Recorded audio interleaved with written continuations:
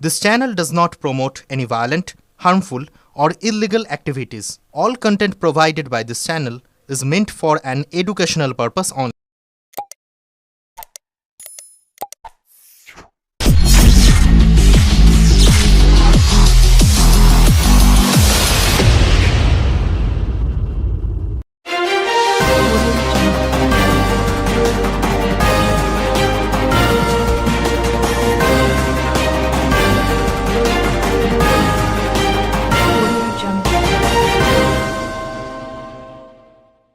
মুখ্যমন্ত্রীর নির্দেশে গঙ্গাসাগর মেলা উপলক্ষে পুণ্যার্থীদের সহায়তার জন্য হুগলির সিঙ্গুর রতনপুরে জাতীয় সড়কের পাশে সহায়তা কেন্দ্রের উদ্বোধন করেন হুগলির জেলা শাসক মুক্তা আর্য।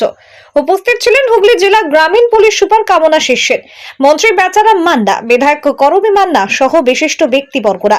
প্রতি বছরের ন্যায় এই বছরও এই সহায়তা কেন্দ্রটি খোলা হয়। আজ থেকে গঙ্গাসাগর মেলার শেষ দিন অবধি খোলা থাকবে এই সহায়তা ক্যাম্প। ক্যাম্পে রাখা হয়েছে পানীয় জল, শুকনো খাবার, প্রাথমিক চিকিৎসা সংক্রান্ত সুযোগ সুবিধা, বিশ্রাম নেবার প্রয়োজনীয় ব্যবস্থা সহ একাধিক সুযোগ সুবিধা। মেডিকেল টিম রাখা হয়েছে। হুগলি জেলা শাসক মুক্তা আর্য জানান, গঙ্গাসাগর যাবার জন্য পুণ্যার্থীরা যাতে সুন্দর ও সুস্থভাবে যাতায়াত করতে পারে তার সমস্ত ব্যবস্থা থাকবে এই সহায়তা কেন্দ্রে। মন্ত্রী বেচারাম মান্না জানান, সমস্ত রকম সমস্যা যাতে নিরসন করা যায় এবং কোনো দুর্ঘটনা ঘটলে যাতে দ্রুত পরিষেবা দেওয়া যায় তার ব্যবস্থা রাখা হয়েছে। ব্যুরো রিপোর্ট, আমার কলকাতা নিউজ। ঠিক আছে ওটা বিশালই করা হয়েছে, অসুবিধা নেই। ঠিক আছে, সবাই কুচো ফুল দিন।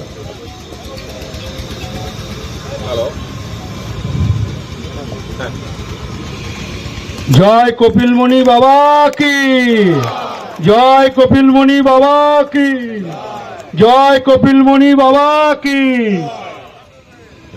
নিবেদন করছেন পশ্চিমবঙ্গ সরকারের মাননীয় মন্ত্রী মাননীয় বেচারাম মান্না মহাশয়। আমরা শিলপাত্র মহাশয় রয়েছেন, আমরা তাকে অনুরোধ করব পুষ্পার্ঘ্য নিবেদন করার জন্য। আমাদের ডিএসপি সহ সকলেই এখানে উপস্থিত হয়েছেন, আমরা ফুল দিয়ে দেন। আপনারা সকলেই এইখানে উপস্থিত হয়েছেন। আপনাদেরকে প্রথমেই এই আমাদের মকর সংক্রান্তি পূর্ণিমার আপনার চ্যানেলের মাধ্যমে যারা হুগলি আদিবাসীরা বাকি সবাইকে আমরা মকর সংক্রান্তির পূর্ণিমার সকলকেই আমরা শুভেচ্ছা এবং অভিনন্দন জানাই। আর আজকে আপনারা জানেন, এর আগেও আপনারা যেটা শুনেছিলেন, আমাদের মাননীয় মুখ্যমন্ত্রী ম্যাডামের নির্দেশে আমাদের পশ্চিমবঙ্গ সরকারের অধীনে আমাদের আজকে এই গঙ্গাসাগরের পুণ্যার্থীদের সহায়তা কেন্দ্র তৈরি করা হয়েছে রতনপুর এই চৌমাথাতে।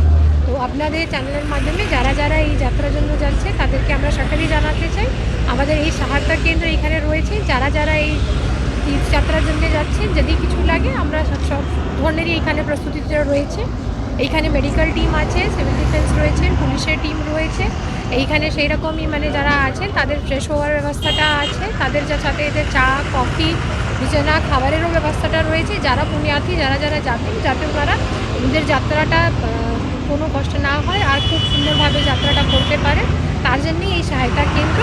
আর তার সাথে আমাদের যেটা মাননীয় মুখ্যমন্ত্রী ম্যাডাম আমাদের মাননীয় মন্ত্রী স্যারকে এই গোটা পরিচালনা নির্দিষ্ট করিয়েছেন, এটা আমাদের মাননীয় মন্ত্রী স্যার খুব সুন্দর করে এই সহায়তা কেন্দ্রটা বানিয়েছেন, এটা আপনারা দেখতে পাচ্ছেন। এটা মূলত ভিন রাজ্য থেকে যারা যাতায়াত করে বাসে করে তাদের সুবিধার্থে করা হয়। হ্যাঁ, এটা সকালেরই জন্য যারা গঙ্গাসাগরের পুণ্যার্থীরা যেখানে থেকে হোক, অন্য রাজ্যের হোক, আমাদের জেলার হোক আর পাশে জেলা থেকে হোক, যারাই হোক, সকালের জন্যই এই সহায়তা কেন্দ্র। কতদিনই ক্যাম্প চলবে? এই ক্যাম্পটা যতদিন আমাদের গঙ্গাসাগর মেলাটা চলবে, আমাদের আগামী 3 দিন অবধি থাকবে। দেখুন, এই ক্যাম্প প্রতি বছরই করা হয়, এবছর আরও একটু বেশি করে গুরুত্ব দিয়ে করা হয়েছে রাজ্যের মাননীয় মুখ্যমন্ত্রীর নির্দেশে। এবং এই ক্যাম্পে আপনারা জানেন যে NH-2 দুর্গাপুর এক্সপ্রেস দিয়ে বিভিন্ন রাজ্যের গঙ্গাসাগরের পুণ্যার্থীরা এই পথ দিয়ে যায়, তাদের বিভিন্ন রকম অসুবিধা থাকে, সেই অসুবিধাগুলো যাতে সরাসরি নিরসন করা যায় এবং কোনো দুর্ঘটনা ঘটলে সরাসরি পৌঁছানো যায় এবং তারা এখানে একটু দাঁড়িয়ে একটু চা বা একটু কফি খেয়ে তারা রেস্ট নিয়ে যেতে পারে। এবং তাদের যদি শরীর খারাপ থাকে, এখানে মেডিকেল টিম ডাক্তারবাবুরা রয়েছে, তার পরিষেবার ব্যবস্থাও আমরা এই ক্যাম্পে রেখেছি। এবং আমাদের এই ক্যাম্প গঙ্গাসাগর মেলা যতদিন চলবে এই ক্যাম্প চলবে।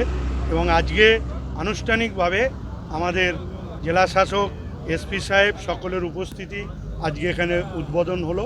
এবং এই অ্যাম্বুলেন্স এখানে আছে, ক্রেন আছে, ডাক্তারবাবুরা আছে এবং সমস্ত ব্যবস্থাই এই ক্যাম্প থেকে থাকবে এবং তারা যতক্ষণ না ফিরছে ততক্ষণ পর্যন্ত আমরা এই ক্যাম্প চালিয়ে যাব।